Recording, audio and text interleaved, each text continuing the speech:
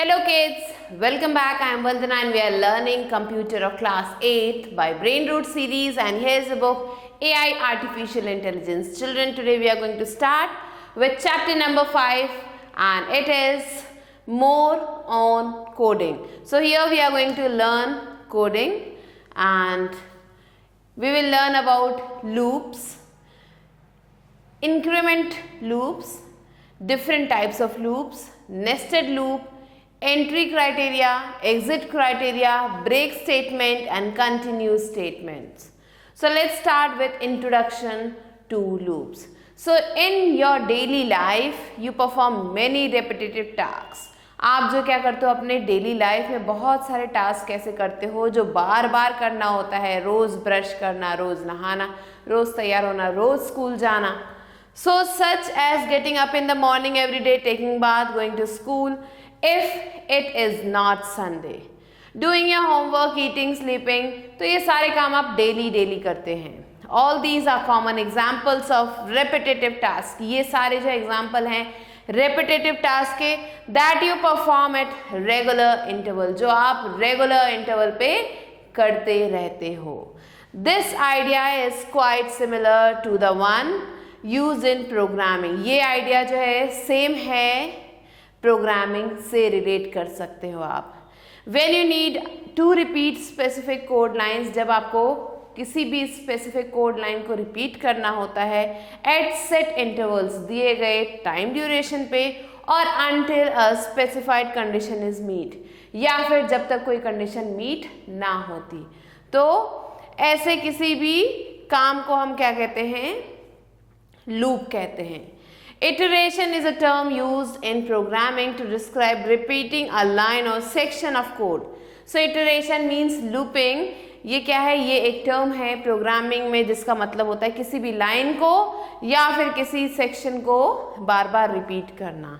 A loop is an algorithm that repeatedly runs a block. Loop क्या है? एक ऐसा एल्गोरिदम है जो लगातार किसी भी ब्लॉक को रन करता है एंड किसी भी ब्लॉक ऑफ कोड को रन करता है until a specified condition, जब तक कोई स्पेसिफाइड कंडीशन ना आ जाती है या फिर वो कंडीशन सेटिस्फाई ना होती हो.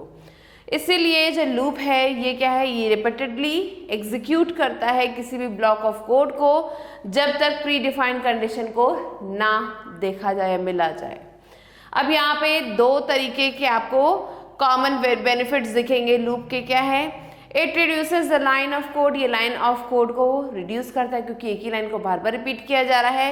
And code becomes easy to understand, और कोड को बहुत ही आसान हो जाता है समझना. Let's learn about increment loops.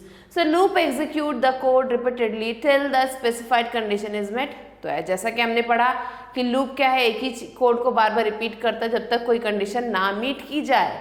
So each time a loop runs, जितनी बार भी एक लूप रन करता है, the condition is checked with the help of a loop control variable. So वो जो कंडीशन है उसे लूप कंट्रोल वेरिएबल के द्वारा जो है चेक किया जाता है. As soon as a condition fails, जैसे ही कंडीशन फेल होता है, the loop ends there, loop वहीं पे खत्म हो जाता है. A loop control variable counts the loop. ये जो loop control variable है ये loops को काउंट करता है और प्रिवेंट करता है loops को from running forever, means बार बार हमेशा के लिए चलने से रोक देता है. In short अगर हम कहें तो ये क्या करता है? डिटरमाइन करता है whether a program exits a loop or continues executing the loop code. तो ये बताता है कि जो प्रोग्राम है वो जो है खत्म हो गया है लूप करके या फिर अभी भी कंटिन्यूसली वो लूप कोड चल रहा है. Whenever the condition is true, जब भी कंडीशन ट्रू होता है, the block of codes or the loop body execute. जो ब्लॉक ऑफ कोड्स है वो एग्जीक्यूट होते हैं to go to the next iteration, next iteration तक जाने के लिए या रिपीटेशन तक जाने के लिए. You need to increase the value of the loop control variable. आपको क्या करना होता है? आपको इंक्रीज करना होता है जो भी वैल्यू है लूप की, लूप कंट्रोल वेरिएबल की. And this is called incrementing the loop. इसे incrementing the loop कहते हैं. Now there are different types of loop. बहुत सारे तरीके के loops होते हैं and they are while loop, for loop, nested loop. क्या है ये तीनों? Let's read.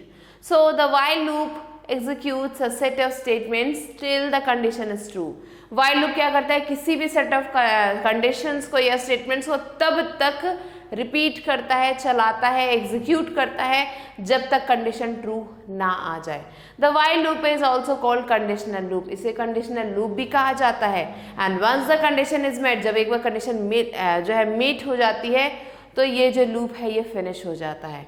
And which means ये स्टॉप हो जाता है, मीन्स ये बार बार रिपीट करना अपने आप को बंद कर देता है. And the control comes out of the body of the loop, और वो जो कंट्रोल है वो उस लूप की बॉडी से बाहर निकल आता है.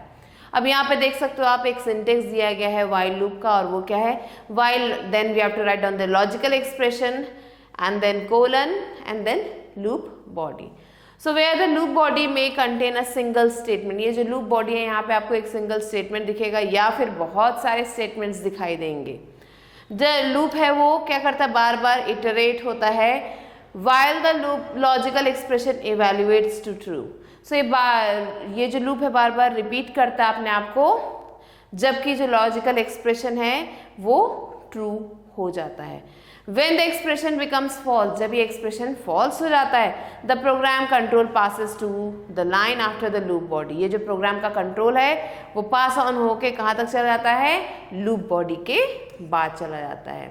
So here you can see start, then initializing statement, then text expression. अगर ये true है तो body of loop will appear, और अगर ये false है तो क्या होगा, अगर true होता है तो ये वापस से repeat करेगा इस प्रोसीजर को.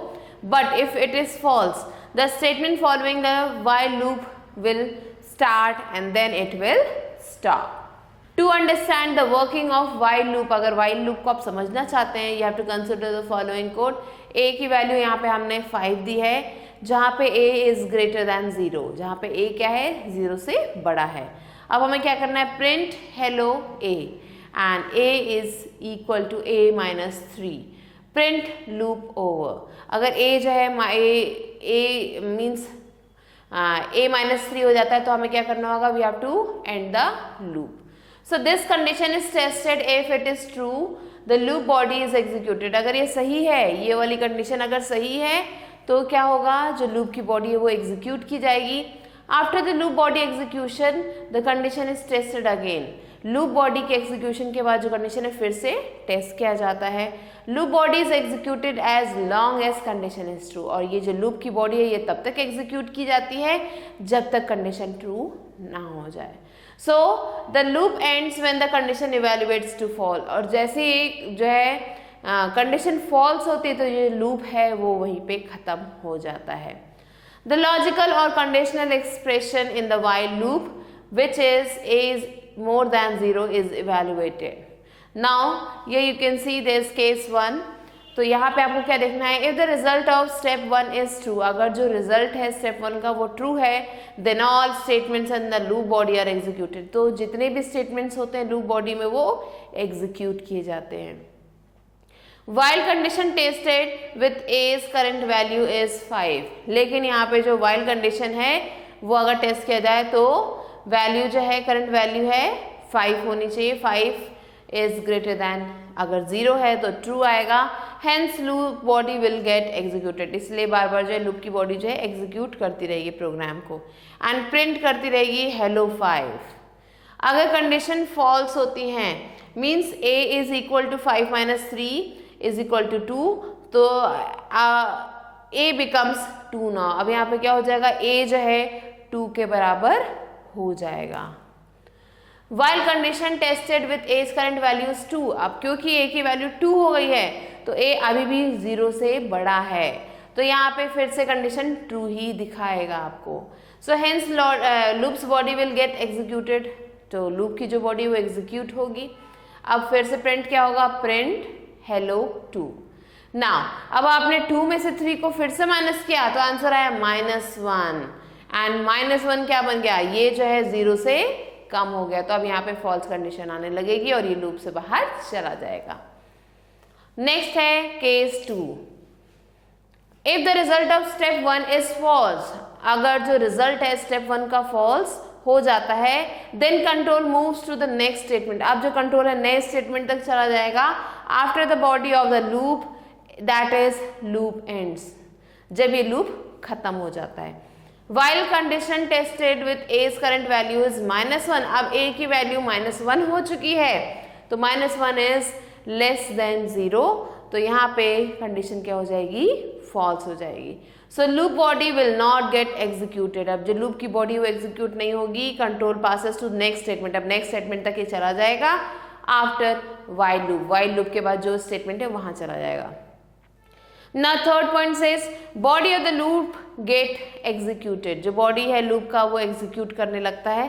This steps comes only if step 2 case 1 execute, अगर step 2 जो है case 1 का वो execute होता है, ये तभी आएगा। The result of logical expression was true, यहाँ पे क्या था, जो result था logical expression का वो true था। This step will execute 2 statements of loop body, ये क्या करेगा, ये जो स्टेप है 2 स्टेटमेंट्स को एग्जीक्यूट करेगा लूप बॉडी के। After executing the statements of loop body के स्टेटमेंट को एग्जीक्यूट करने के बाद step 1, step 2 and step 3 are repeated as long as the condition remains true. So ये जो तीनों स्टेप्स हैं ये क्या होंगे, रहेंगे जब तक जो कंडीशन ट्रू रहता है। The loop will end only when the logical expression evaluates to false, loop तभी खत्म होगा जब false आंसर आएगा। That is step 2 case 2 is executed, तो step 2 का जो case 2 था वो execute होने लगे। Now let's see a few examples to understand the working of while loop, तो कैसे while loop work करता है वो अब हम पढ़ेंगे। So here example 1 is block code to print number from 1 to 5, आपको जो ब्लॉक कोड लिखना है जिसमें आपको 1 से लेके 5 तक के नंबर को प्रिंट करना है।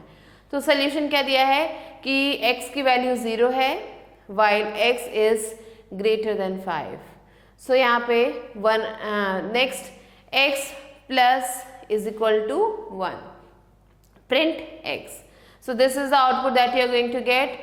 अगर आपने ये जो कोड्स एंटर किए you will get 0 1 2 3 4। Next, example 2, block code to print the sum of first and natural numbers, first and natural numbers को add करना है तो उसका एक block code लिखना है। So I is equal to 1, sum is equal to 0, while bracket I is less than equal to 10 and sum is equal to sum plus I is equal to I plus 1. So here you will get the sum of all the 10 natural numbers, which is 55.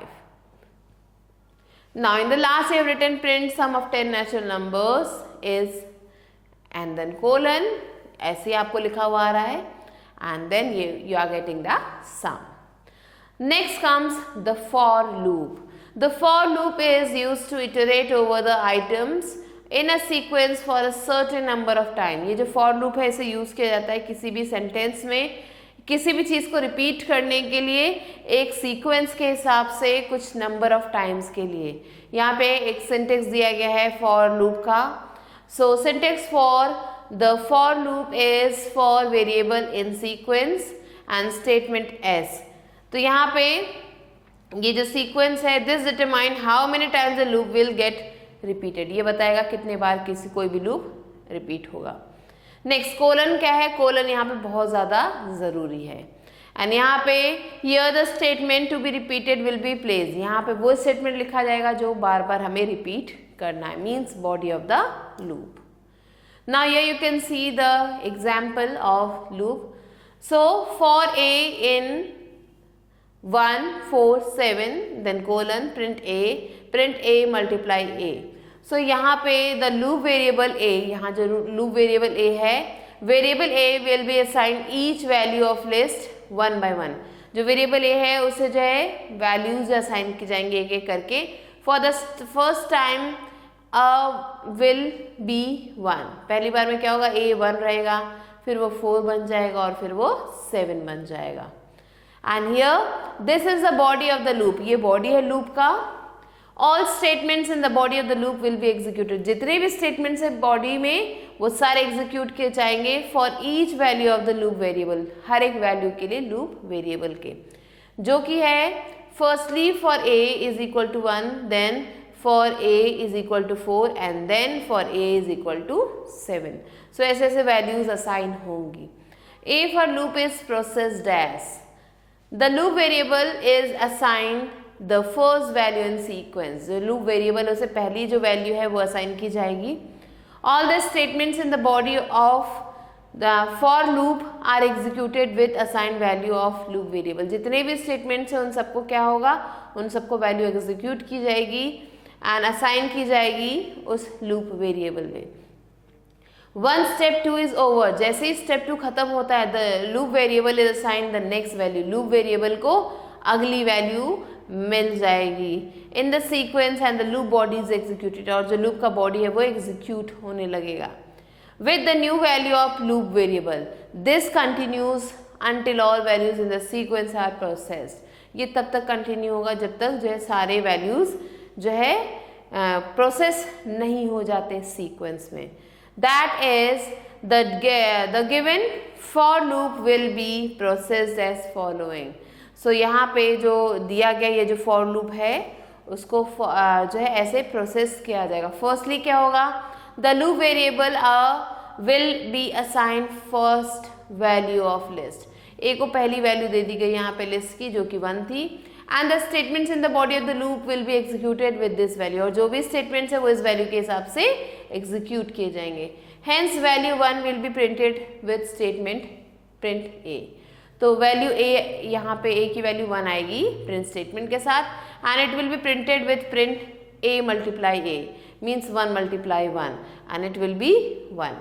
Next A will be assigned next value in the list. Next value है 4 and the loop body executes this result will be, so 4 multiply 4 will be 16. So 16 will be the result here. Next जो value assign की जा रही है वो है 7. So 7 multiply 7 will be 49. So this is the result that is to be given. So all the values in the list are executed. जितनी values है सबको execute किया गया. Hence loop ends. और आप देख सकते हो अब लूप जो है एंड हो चुका है. Therefore the output produced by above for loop will be, तो क्या क्या आउटपुट प्रोड्यूस हुआ है 1, 1, 4, 16, 7, 49. Next comes nested loop. So children, next comes nested loop. A loop may contain another loop in its body. Loop क्या कर सकता है अपने बॉडी में, एक दूसरा लूप भी हो सकता है उसके. This form of loop is called nested loop. और इस तरीके के लूप को nested loop कहा जाता है. But in nested loop, the inner loop must terminate before the outer loop. So यहाँ पे क्या होना चाहिए, यहाँ जो अंदर का जो लूप है उसे पहले खत्म हो जाना चाहिए. Before means पहले outer loop के. The following is the example of nested loop. यहाँ पे आप देख सकते हो example है nested loop की. Where a for loop is nested with another for loop. एक for loop को दूसरे for loop के साथ nest किया गया है. And here you can see the program. So यहाँ पे हमने लिखा है numbers 1, 2, 3, 4. Alphabets है A, B, C, D. For number in number, alpha in alphabets. Print alphabets. तो यहाँ पे आप देख सकते हैं दो loops दिए गए हैं. And here two loops are used. The outer loop iterates over the number. So ये जो outer loop है वो जो है बार बार repeat हो रहा है over the number and the inner loop iterates over the alphabet. और जो inner loop है वो alphabets के ऊपर iterate हो रहा है. आप देख सकते हो ABCD is repeating many times. So each of the alphabets get printed 4 times. जितने भी alphabets हैं वो 4 times print हो रहे हैं. आप देख सकते हैं 4 is the last number here. तो जितने भी alphabet है 4 times repeat होंगे. The output is the above program as it is shown. Next comes entry criteria. Entry criteria is a condition that must be satisfied before beginning a particular task. किसी भी task को शुरू करने से पहले ये criteria है या condition है जिसे खत्म करना जरूरी है. In other words, it is a group of prerequisites that must be met before performing a task. अगर दूसरे शब्दों में कहा जाए तो ये ऐसी चीज़ें हैं जिसे पहले आपको ख़त्म करना पड़ेगा टास्क स्टार्ट करने से पहले. The requirements of each program determine how this criteria vary. ये जो requirement है हर एक प्रोग्राम का वो डिटरमाइन करता है कैसे ये क्राइटेरिया वेरी करता है. For example, electricity should be there if you want to start an electronic appliance. Electricity का होना ज़रूरी है अगर आपको कोई भी इलेक्ट्रॉनिक अप्लायंस को स्टार्ट करना है, and the appliance will not work if there is no electricity, और अगर जो इलेक्ट्रिसिटी ना हुई तो अप्लायंस काम नहीं करेगा। Next comes exit criteria. So when coding, it's essential to keep in mind that the looping condition should eventually return false. तो जब हम कोडिंग कर रहे हो तो ये बहुत ज़्यादा इम्पॉर्टेंट है दिमाग में रखना कि जो लूपिंग कंडीशन है वो फॉल्स आना चाहिए, otherwise the code will go into an endless cycle. नहीं तो क्या होगा, जो कोड है वो एंडलेस साइकिल में चला जाएगा और वो कभी भी नहीं खत्म होगा। It's important to set an exit criteria. Exit criteria को सेट करना बहुत ज़रूरी है किसी भी लूप के लिए, in order to prevent it from becoming infinite, ताकि वो इनफाइनाइट ना बन सके। Exit criteria is a condition that must be satisfied before finishing a particular task. तो इसे सेटिस्फाई करना काफ़ी ज़्यादा ज़रूरी है किसी भी टास्क को कंप्लीट करने से पहले। It's one of the most important components while defining a loop. ये काफ़ी ज़्यादा इंपॉर्टेंट कॉम्पोनेंट है लूप को डिफाइन करने से पहले। And without an exit criteria the text expression in a loop will never become false. और बिना इसके जो है जो टेक्स्ट एक्सप्रेशन है वो कभी भी फॉल्स नहीं होगा। And a loop keeps on repeating the block. और लूप क्या करेगा, ब्लॉक को बार बार रिपीट करता रहेगा इनफाइनाइट टाइम्स तक। ऐसे जो लूप हैं वो कभी एंड नहीं होते हैं। तो ये जो स्टेट है लूप का, इसे हम कहते हैं infinite loop. For example, by creating a loop to print numbers 1 to 10, 1 to 10 के नंबर्स को हमें प्रिंट करना है। So the exit criteria are that the loop should exit the block of code when the 10th number is printed. तो exit criteria में हमें लिखना होगा कि जब 10th नंबर प्रिंट हो जाएगा तो ये एग्जिट हो जाए, एग्जिट ब्लॉक लगाना होगा यहाँ पे। या फिर नहीं तो क्या होगा, the program will enter an infinite loop. नहीं तो क्या होगा, प्रोग्राम इनफाइनाइट लूप में चला जाएगा और इनफाइनाइट टाइम्स प्रिंट करेगा वो। Next comes break statement. So the break statement alters the normal flow of execution while it terminates the existing loop. ये जो ब्रेक स्टेटमेंट है ये क्या करता है, जो नॉर्मल फ्लो है एग्जीक्यूशन का उसे ऑल्टर करता है, एंड जब ये टर्मिनेट करता है जो भी एग्जिस्टिंग लूप है उसको, and continues to execute and continues the execution of the statement. और ये क्या करता है, जो एग्जीक्यूशन है स्टेटमेंट का उसे कंटिन्यू करता है, फॉलोइंग दैट लूप, उस लूप को फॉलो करते हुए। A break statement is required to break out of a loop early. ये जो ब्रेक स्टेटमेंट ऐसे ज़रूरी होता है क्योंकि ये ब्रेक कर देता है लूप को जल्दी। When a condition is met, जब कंडीशन मेट हो जाती है।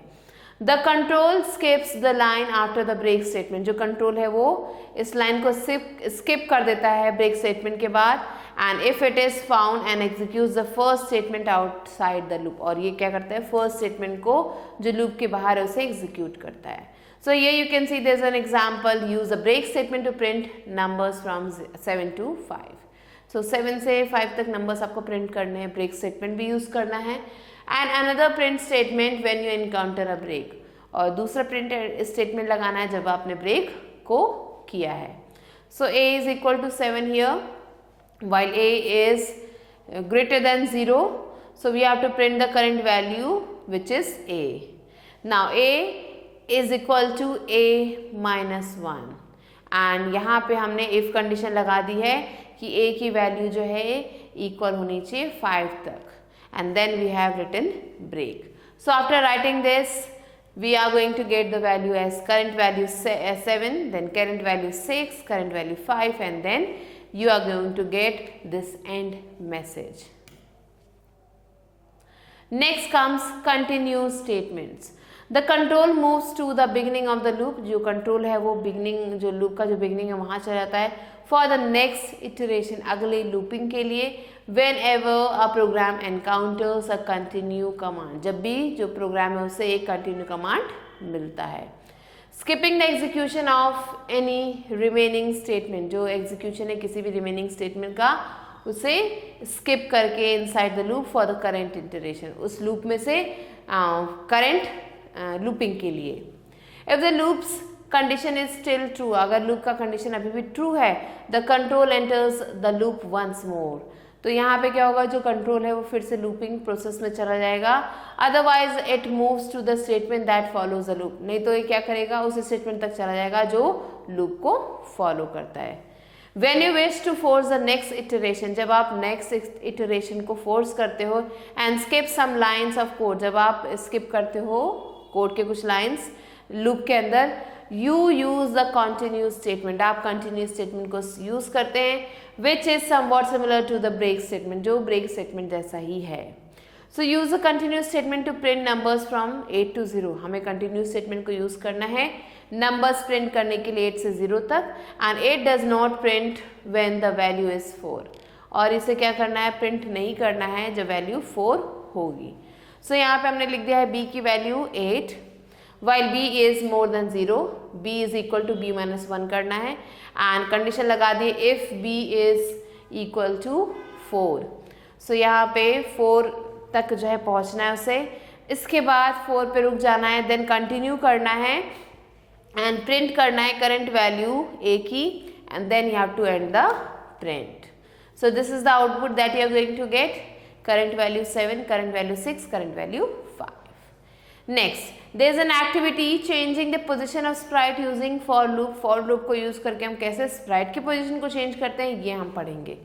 So to complete the activity, follow these steps. First, you have to open Microsoft Edge and type the URL in the address bar. Address bar में ये type करना है. Now, click on the new project under My Projects. New project पे जाना है My Projects में and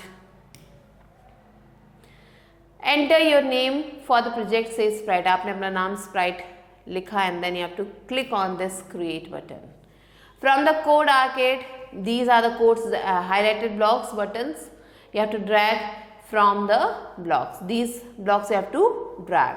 On the left hand side, click on the Show Console Stimulator. So जो left hand side है वहाँ पे आपको Show Control Stimulator बटन दिखेगा, उस पर आपको जो है क्लिक करना है and then it will show the output. और फिर ये क्या करेगा, आपको output show करेगा. Now here another activity is there, which is about mini game. We are going to develop a game.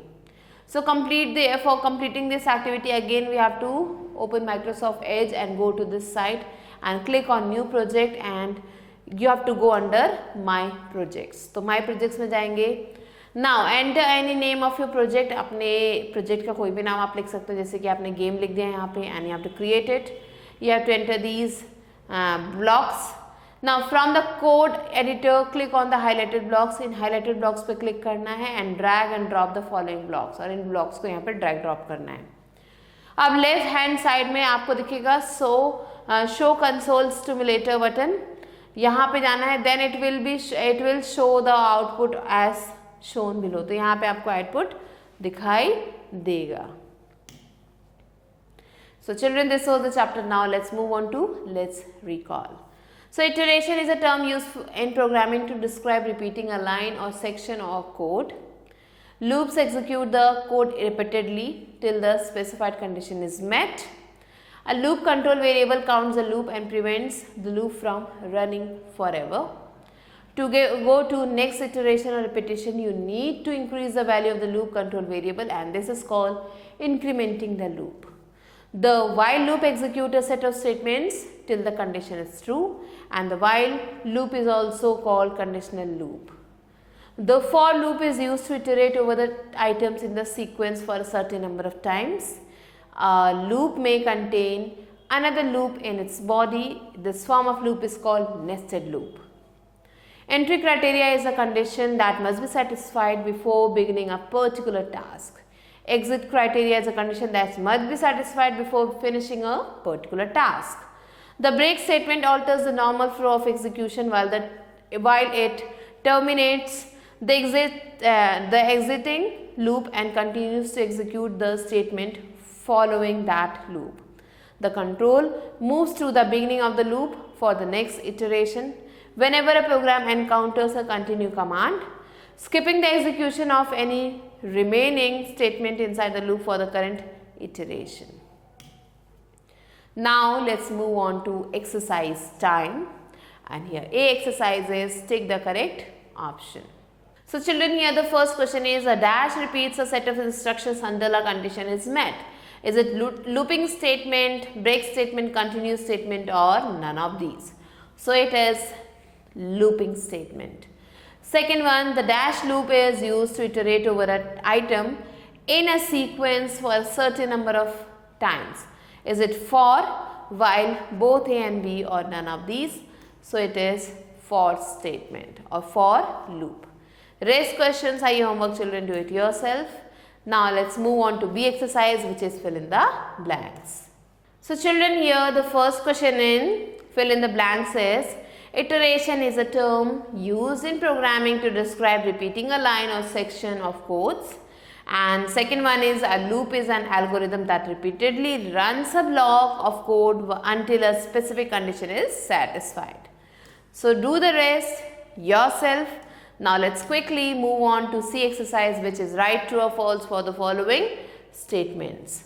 So in nested loops, the outer loop must terminate before the inner loop. Yes, this is true. And the second one is, when the looping condition is true, the control will enter into a loop. So yes, this is also true. Rest is your homework, do it yourself. And children, with this we have completed the chapter. I hope you enjoyed learning it. I'll be meeting you soon with a new video. Till then, stay tuned and thanks for watching.